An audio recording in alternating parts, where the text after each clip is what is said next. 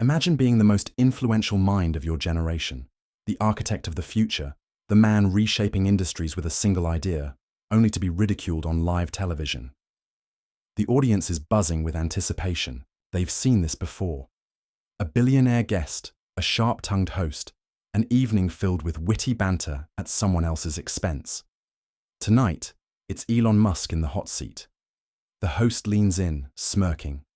So, Elon, you've been called a genius, a visionary, and, well, some people say you're just lucky. What do you think? Are you really the next Einstein, or just a guy who got rich at the right time? A ripple of laughter spreads through the crowd. Some chuckle, some shift in their seats, unsure if they should laugh. Musk tilts his head slightly, eyes steady, unbothered. The host is waiting for a nervous chuckle, a self-deprecating joke, an awkward stumble. But it doesn't come. Instead, Musk rests his hand on the table, fingers tapping once. I don't think Einstein spent much time on Twitter, he says, a hint of amusement in his voice. The crowd laughs again, louder this time, but the host isn't done. Right, but Einstein also didn't name his kid after a Wi-Fi password, the host fires back. More laughter, some of it forced, some genuine.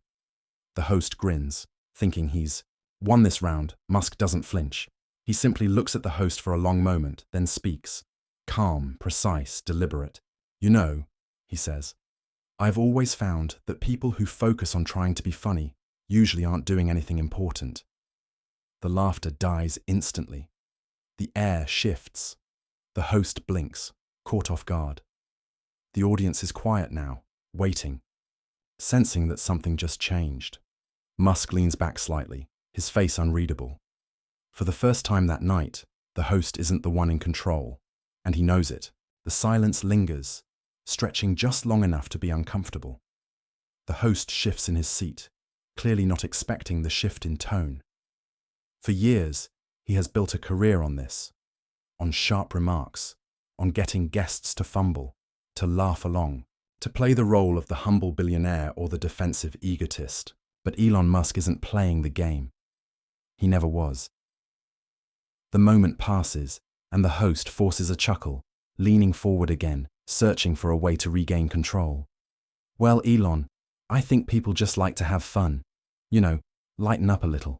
Not everything has to be about building rockets and revolutionizing industries. A polite murmur of laughter ripples through the audience, but it's not the same. Something has shifted. Musk smiles slightly. Of course, but I've always believed the best kind of fun is building something that matters. The host exhales through his nose, the smile on his face now strained. He isn't used to pushback, not like this. Okay, but let's talk about something everyone's curious about. A lot of people say you're just lucky, that without government subsidies, without inherited wealth, you wouldn't be sitting here today. Do you think that's fair? There it is, the setup. A question designed to force Musk into a corner, defensive, self-justifying, trapped. The audience leans in, waiting. Musk doesn't blink. I think people underestimate how hard it is to build something from nothing. The host sees his opening. Nothing? Well, I wouldn't call a few $100 million from PayPal nothing. The audience laughs again, but this time it's different. There's an edge to it. A nervous energy. Musk nods. That's fair. But what people don't talk about is what happened before that. Before the exits, before Tesla, before SpaceX. Do you know what it's like to sleep on a couch in your office because you can't afford rent? To live off a $1 a day food budget because every cent is going into your company? Most people don't. The host's smile flickers. He wasn't expecting that. So, you're saying you struggled? Musk shrugs. Everyone struggles. The difference is what you do with it. Some complain. Some make excuses. Others build. The room is silent again. The usual talk show rhythm is gone. The back and forth banter, the carefully controlled narrative, the easy jokes, it's all slipping away. The host shifts in his seat, trying to steer things back on track. But don't you think it's fair that people ask these questions? I mean, you're the richest man in the world. Shouldn't you have to answer for that? Musk tilts his head slightly, considering the question. I don't mind answering. I just wonder why people don't ask the same thing about politicians who have been in power for decades and never built anything. The audience reacts instantly. A few gasps, some cheers, a couple of nervous laughs. The host's expression hardens. He's losing control of the narrative, and he knows it. He tries again. Right. But there's a difference between public service and private wealth, don't you think? Musk doesn't hesitate. Of course, one is about creating something that benefits people. The other is about keeping people dependent on you. Guess which one I chose? The tension in the room is thick now. The audience isn't just watching a talk show exchange anymore. They're witnessing something raw, something real. A conversation that isn't following the script. The host forces another laugh. Okay. But let's be real, Elon. You've had your fair share of controversies. The Twitter stuff, the lawsuits, the accusations of treating employees unfairly. You can't deny that some people think you're just another billionaire who got lucky. Musk exhales, looking at the host for a long moment before speaking again. Luck matters. But luck doesn't build rockets. Luck doesn't keep companies alive when everyone says they'll fail. Luck doesn't spend years working 100-hour weeks when there's no guarantee of success. You can call it luck if you want, but I call it work. The room is dead silent. Even the host doesn't have a quick retort this time. He's spent years interviewing celebrities, politicians, and business moguls. He knows how this usually goes. But this isn't usual. Musk isn't flustered, isn't defensive, isn't playing along with the game. He's doing something different. He's making the audience think. And the host, who is supposed to be the one in control, finds himself on the back foot for the first time. And the night is far from over. The host exhales sharply, gripping his cue cards a little tighter. He wasn't expecting this. The audience isn't reacting the way they usually do. The laughter is uneasy, the energy in the room shifting. He needs to regain control. He forces a smile, leans forward and says, "All right, Elon, let's get serious for a second. You talk about hard work, about struggle, but what about the people who work for you? Some say you push them too hard, that your companies run on burnout culture. What do you say to that?" A murmur ripples through the crowd. The host thinks he has him now. This is the moment Musk is supposed to falter, to defend himself, to stumble over his words. But Musk doesn't. He takes a breath, nods slightly, as if considering the question. Then he says, "I expect a lot from the people I work with, because I expect a lot from myself. I don't ask people to do anything I wouldn't do. I've slept on the factory floor. I've worked through nights, skipped meals, missed holidays, not because I had to, but because I chose to, because that's what it takes to build something that lasts." The host shakes his head, a practiced look of skepticism crossing his face. "But at what cost? Some would say you've sacrificed too much. That success like yours comes at the expense of personal relationships, mental health, even your own well-being." Musk is silent for a long moment. And then, for the first time that night, there's a flicker of something in his expression, something deeper. "You think I don't know that?"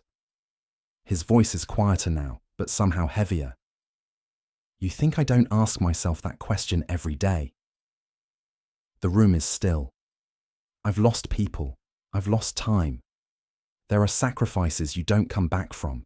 But when I think about what I've built, not the money, not the titles, but the ideas, the things that will outlive me, I have to believe it's worth it. The host wasn't expecting that. The audience wasn't expecting that. He shifts again, trying to find an opening, a way to break through. But Musk isn't done. "I never wanted to be famous. I never wanted to be some billionaire everyone talks about. I just wanted to make things that mattered. But the world doesn't let you do that quietly. The world watches, it judges, it tears you apart, and then asks why you aren't smiling." A few people in the audience murmur in agreement. Others just watch, transfixed. Musk shakes his head slightly. "You talk about personal cost like it's a choice. But when you're trying to do the impossible, when you're trying to take humanity to Mars, to change the way we use energy, to build a future that's sustainable, the cost isn't something you choose. It's something you accept. The host is quiet now, the smugness drained from his face. But he can't let Musk have the last word, not yet. He sits up straighter, narrows his eyes, and says, "So you're saying it's all worth it? That no matter what people say about you, no matter how many headlines criticize you, you'd do it all again?" Musk doesn't hesitate. Yes. A simple answer, a powerful one. The host leans back, letting out a slow breath, searching for his next move. But the audience? They aren't waiting for him anymore. They're watching Musk, because something just changed, because for the first time, they aren't seeing the billionaire, they're seeing the man. The host swallows, his polished confidence showing cracks. He thought this would be like any other interview, controlled, scripted, a few jabs here and there to entertain the audience, but the energy in the room is no longer his to command. It belongs to Musk. He tries again, forcing a smirk.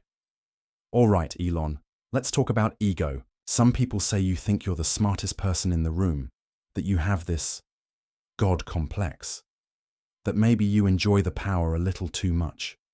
Musk exhales through his nose, amused. People mistake confidence for arrogance when they don't understand what's at stake. The host leans in. And what exactly is at stake? Musk's expression doesn't change. The future. The room holds its breath. The host chuckles, shaking his head. "That's a nice soundbite, but let's be real. You make cars, rockets, internet satellites. You're not exactly holding the fate of the world in your hands." Musk tilts his head, slightly, his gaze sharp. "Tell me something. What happens if we don't transition to sustainable energy?" The host blinks, caught off guard. "Well," Musk doesn't let him finish. "What happens if we stay dependent on fossil fuels? If we don't build reusable rockets? If we don't push AI in the right direction? If we don't prepare for interplanetary survival?" The host tries to answer, but Musk keeps going, his voice steady, unwavering. "I'll tell you what happens. We stagnate. We regress. We reach a point where it's too late to fix what we've broken. And the people who laughed, who mocked, who said, 'Why bother?' they'll be the first to ask, 'Why didn't someone do something sooner?'" The audience is silent. Musk leans back slightly. "So yeah, I take it seriously. Maybe more seriously than most, because the people who are busy making jokes aren't the ones building solutions." The host forces a chuckle, shifting in his seat. "That's a little dramatic, don't you think?" Musk lifts a brow. "Is it?" The host hesitates, but Musk isn't done. "Do you know how many times Tesla was supposed to fail? How many times SpaceX was supposed to collapse? How many people said landing a rocket was impossible, that reusable spacecraft were a fantasy, that Twitter," he pauses, smiling slightly, "would never be profitable again?" The audience murmurs. They know the numbers. They know the headlines. The host shrugs, trying to regain control. "I mean, sure, but every billionaire has their fair share of struggles. What makes you different?" Musk's response is immediate. "I don't quit." The host laughs, but there's no real humor in it. "Come on, Elon. You have to admit, there are plenty of people who think you got lucky, that you wouldn't be here without the system working in your favor." Musk folds his hands. Together, his voice calm, but cutting. "The system isn't designed to help people like me. The system protects the ones already in power, the ones who never take risks, who sit behind desks and make rules for others. I didn't come from wealth. I didn't inherit an empire. I built. I failed. I built again. And when I ran out of money, I put in my own. When Tesla was days away from bankruptcy, I doubled down. When SpaceX was down to its last launch, I bet everything. Because that's what it takes." The audience is shifting now, murmuring amongst themselves. The host sees it, feels the tide turning, his own authority slipping. He clears his throat, trying to steer the conversation back to safer waters. "Well, You certainly don't lack confidence. But let's talk about criticism. Some people think you say too much, that you tweet too much, that you should. Musk interrupts, a rare flicker of amusement in his eyes. Should what?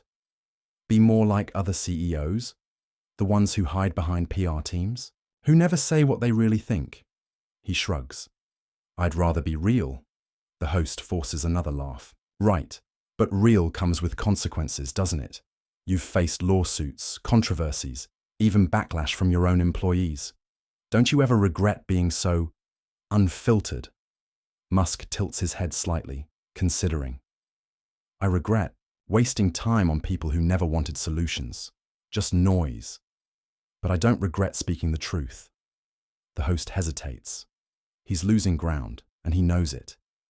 He looks down at his notes, searching for something, anything, to throw Musk off balance. Then he finds it. He looks up, his smirk returning. Speaking of truth, let's talk about your critics. Some say you're just another billionaire who doesn't really care about people, that at the end of the day, it's all about power and profit. Musk meets his gaze, unflinching. I don't care what some people say. I care about what I build, and I care about whether it makes a difference. The host chuckles. Well, I guess time will tell, won't it? Musk smiles slightly. Time always does. And just like that, the dynamic has shifted completely. The host started this conversation, thinking he was in control, thinking he could reduce Musk to a punchline, to another billionaire playing defense. But Musk never played defense. He came armed with something far more powerful than scripted charm or media training. He came with truth. And now, the host is the one scrambling. The audience isn't laughing anymore. They aren't watching a man get taken down. They're watching a man stand his ground. And for the first time that night, the host realizes he never stood a chance. The host exhales slowly, his smile still in place, but the energy in the room has shifted beyond his control. The audience isn't laughing at his jokes anymore. They aren't nodding along to his jabs. They are watching Elon Musk completely absorbed, waiting for what he will say next. For years, the host has thrived on moments like this, where a guest falters, where the cameras catch them blinking too, many times, where they scramble to find the right words. But Musk isn't scrambling. He never was. The host has tried every trick in the book, but none of it landed. And now, he's the one who looks like he's searching for an exit. Musk watches him for a moment, then leans back slightly, an almost imperceptible shift, as if the conversation has already moved past him. He could push further. He could crush the moment, but he doesn't need to. The truth has already done the work for him. The silence stretches just long enough for the host to realize there's nothing left to say. He clears his throat and forces another smile. Well, Elon, this has certainly been an interesting conversation. Musk nods, unconcerned. Always happy to have one. The audience chuckles, not at Musk, but with him. The difference is clear now. The host has lost them. This was supposed to be his show, his domain, but the room belongs to someone else now. The production crew knows it too. In the control room, producers exchange glances. The teleprompter still has prompts, but none of them matter. The interview was meant to be a light roast, a game of wits with a billionaire who would either laugh it off or stumble under pressure. But that plan is long gone. What they have instead is something rare, something raw, unscripted, real. The host knows he should wrap it up, regain control in the final moments. But as he looks at Musk, at the way the audience is leaning forward, at the undeniable presence of the man sitting across from him, he understands something. He lost the moment he underestimated him. He forces one last attempt. Well, whether people love you or hate you, they definitely talk about you. That's got to be worth something, right? Musk lets the question hang in the air for a moment before answering. I don't do this for attention. The host smirks, trying to salvage the moment. Oh, come on, you enjoy it a little bit. Musk shakes his head slightly. I enjoy building. I enjoy solving problems. The rest of it, the interviews, the opinions, The media, I could do without. But if it means getting people to think, to challenge the way they see the world, then maybe it's worth it, the audience claps. Not the polite applause that signals the end of an interview, but something different, something real. The host nods, finally accepting defeat. Well, Elon, thanks for being here. Musk nods back. Thanks for having me. The cameras pan out, the music plays, the show goes to commercial, but the conversation doesn't end there. Within hours, clips of the interview flood social media. People dissect every moment, every shift in energy. Some call it one of the most uncomfortable interviews they've ever seen. Others call it a masterclass in control. The host smirks, his failed attempts to land a blow, Musk's unwavering responses. It all spreads like wildfire. Memes are made. Articles are written. Headlines debate whether Musk just exposed mainstream media tactics or simply refused to play along. Analysts break down the power dynamics, the way the audience turned, the way Musk never lost his composure. And the host, he watches it all unfold, realizing that for the first time in his career, he wasn't the one telling the story. He was part of someone else's. Musk, on the other hand, moves on. There are rockets to launch, innovations to finalize, futures to build. The interview was just another moment in a long string of conversations that people will forget. But for those who watched, who really watched, it wasn't just an interview. It was a shift. A moment where the illusion cracked, where a man stood his ground against the weight of scripted narratives and came out untouched. And for the host, that was the real lesson. He thought he was the one exposing Elon Musk, but in the end, Musk had exposed him.